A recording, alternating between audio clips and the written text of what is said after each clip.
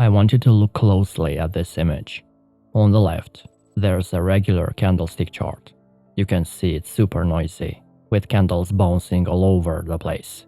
It's a total blur, and it would be very hard to trade with so many false signals. On the right, we have a range bar chart, tracking the exact same price action. And this one is way cleaner. All those back and forth fakeouts and liquidity runs get condensed, so you can actually see the meaningful price action. There's way less noise clogging up the image, and it's easier to spot which direction the price is really going. On the left, trading this chart would be a total guessing game if you don't have exceptional price action skills. But now patterns and levels are obvious. Range bars strip away the noise and the distractions, so price behavior really stands out. As a day trader, it's really important that you're always exploring new strategies and tweaking your approach to find an edge. You don't have to be afraid to try things that aren't the most well known. I was having a bad trading period, so I did what I always do during these bad periods: regroup and readjust slightly my strategy, and I came back to test range bars. Unlike candlesticks or line charts that are based on time periods, range bars only care about price movements. Time isn't a factor at all, and at first, it seemed weird not to see each candle plotted at a certain minute or second. But the more I looked at it, the more I realized range bars could be really helpful for day trading and scalping. Because day trading can seem so fast, with a regular chart, price looks sometimes like a blur of lines on a small time frame. Range bars make it easier to spot levels where the market may reverse or momentum could be building. It takes some time getting used to reading them at first, but you'll find range bars will help you find key areas and make entries and exits more obvious when markets are moving quickly. When I was researching range bars, I found out they were actually created by a Brazilian trader way back in the 90s. The markets at that time were super volatile, so he focused on developing a way to take advantage of that volatility. Since price movements matter most in those conditions, he wanted a chart type that centered on price action alone, and that's why he designed range bars, to remove the time factor completely. He felt that just looking at price was key to understanding market volatility and different phases like ranging or trending. Normally on a chart, we see bars or candlesticks placed at specific times, whether it's minutes or hours. But if you think about it, this could sometimes clutter up the picture. The range bar idea maps out price swings without time constraints. It's like the zoomed out view that helps identify important areas or momentum shifts more clearly. From what I've seen, most trading platforms don't have range bars available as one of the default chart types yet. Luckily for us, TradingView has it for free as one of the standard options. You can find it right here. So how do range bars actually calculate price movements? Unlike normal time-based charts, each range bar just represents a specific price change, not a set time period. We're used to charts where one candle equals, say, 30 minutes.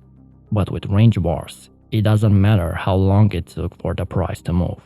All that matters is the amount it changed. So one bar could mean the price moved $10, whether that happened in 10 minutes or 1 hour. As long as the movement was $10, that's one range bar.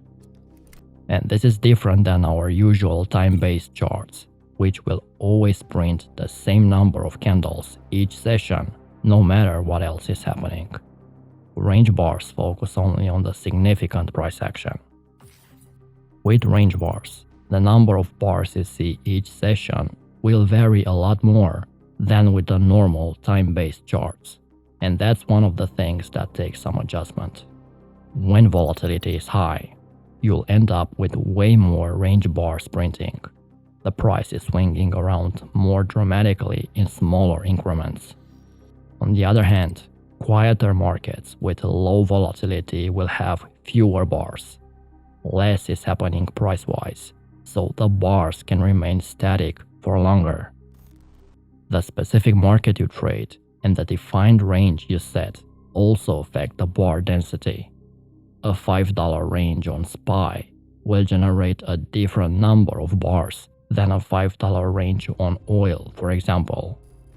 In this euro-dollar chart, each bar has a 10 pip range, so the high-low of each bar is always 10 pips. Then, a new bar starts. Essentially, range bars only care about the total price movement. Once that predefined threshold is hit, the bar closes and a new one starts. If I was watching a stock and set the range to 10 cents, every time it moved up or down a total of 10 cents, a new bar would print. Again, time isn't a factor. I hope you can see how this type of chart could give you an edge in choppy sideways markets or periods with very little overall movement. It really isolates just the significant price action. When using range bars, getting the right size for the price range is important. It's not a one-size-fits-all thing. Different markets tend to move different amounts each day. For example, Tesla is usually all over the place, with daily ranges of $10 to $20. Meanwhile, lower price stocks may only move 30 to 40 cents. In general, higher price stocks are prone to bigger swings compared to cheaper ones. So if I look at Tesla using a 10-cent range bar, it wouldn't work well. On a lower price stock, it makes perfect sense. This chart looks clean and easy to analyze. But trying to squeeze Tesla's big moves into tiny 10-cent boxes would overload the chart and make it a huge, messy cluster. And this shows how the optimal range needs to match how volatile the market tends to be each day. Otherwise, you lose the benefit of those refined range bars.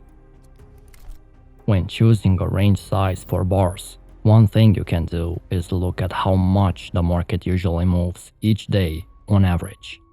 You can see this just from experience watching it, or use indicators like the ATR to get a better picture. Once you know the average daily range in dollars, you could make the bar size a percentage of that, like 10, 20%, or whatever you want. It also depends on your personal style. If you're a short-term scalper or a day trader, you probably want to see smaller moves, so a narrow range works well. Meanwhile, if you're a swing trader, you need bigger ranges to highlight the major swings. For example, let's say we're monitoring a market that averages 50-cent daily moves. You may go with a 10-cent range bar. This lets you focus on the quick little fluctuations within a session. But a swing trader might prefer a dollar range bar instead. So I can't tell you the perfect range bar size that works on all markets. Paying attention to how you trade and how much your markets typically move will really help dial in the optimal range settings. Range bars are really useful when viewing how price is moving compared to normal time-based charts. On regular charts, if price is bouncing back and forth in a small area for a while, it creates a bunch of messy candles that clutter things up. But with range bars, all that noise gets consolidated into just 1 or 2 bars maximum. And this makes it much clearer what the actual meaningful price action is versus small, meaningless fluctuations. Since range bars won't start a new one until the set range is hit, it filters out unimportant movements. The biggest advantage for me, areas of supply and demand, or support and resistance, really stand out when you put horizontal lines on them. Trend periods and breakouts also stand out. I found range bar charts to be really helpful for scalping and day trading strategies. The reason is because it lets you read volatility levels better than normal charts. Volatility simply means how much the price is moving around. On range bars, when price is trading in a narrow sideways zone, it only makes a few bars. This shows activity is low. But then if it starts to break out of that zone as volatility increases, you can watch closely and notice changes in how often the bars are printing. Faster bars equals more volatility from bigger movements. Slower bars mean less volatility. Carefully observing this timing and bar frequency over time helps you spot when volatility is higher or lower.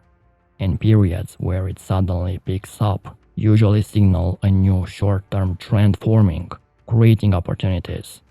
Being able to see those subtle volatility shifts is very useful for day trading.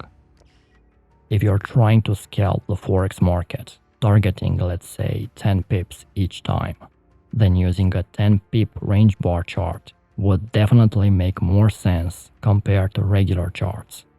When scalping those tiny moves, a 10 pip range bar takes out the whole time element, which isn't that important at that scale. All that matters is seeing when the full 10 pip price swings happen, regardless of how fast or slow it occurs. On a regular chart, with candlesticks spaced by time, like 5 minutes, it could take maybe a long time to see a single 10 pip shift, but the range bar would form a new box immediately after that movement. Cutting out noise is key for scalping, and range bars do that perfectly by only focusing on the important thresholds you're trading around and not the meaningless price wiggles in between.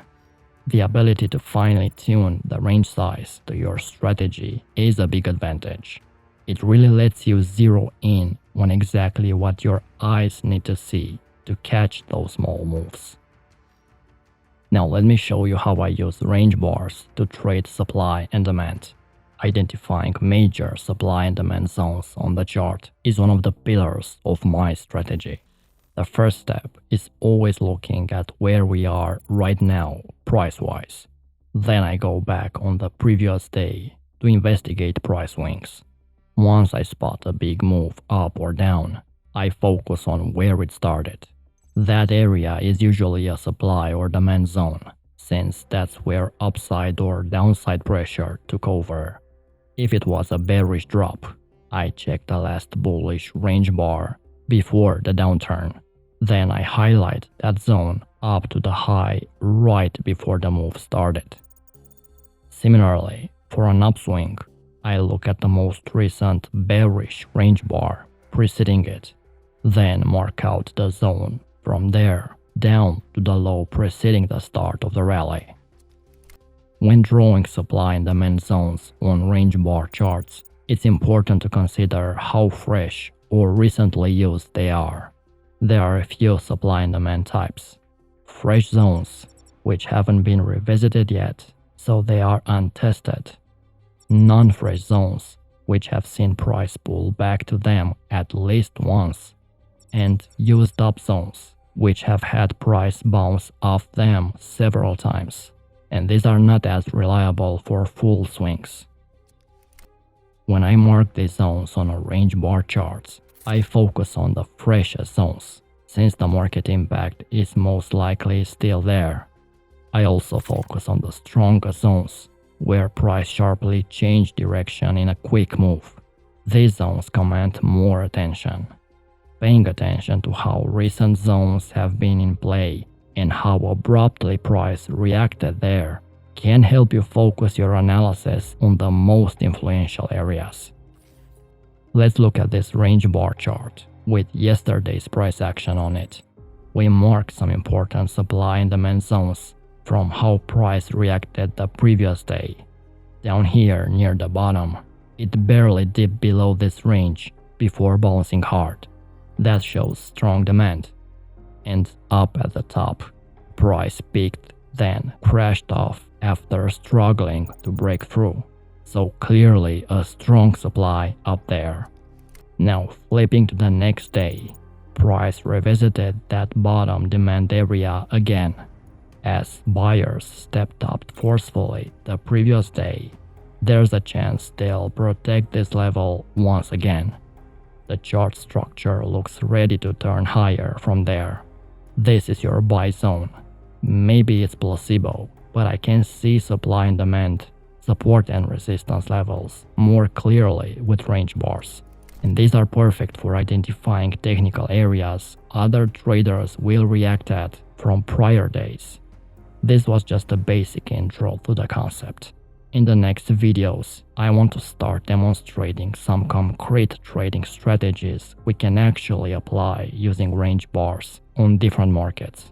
So drop a like if you want that video.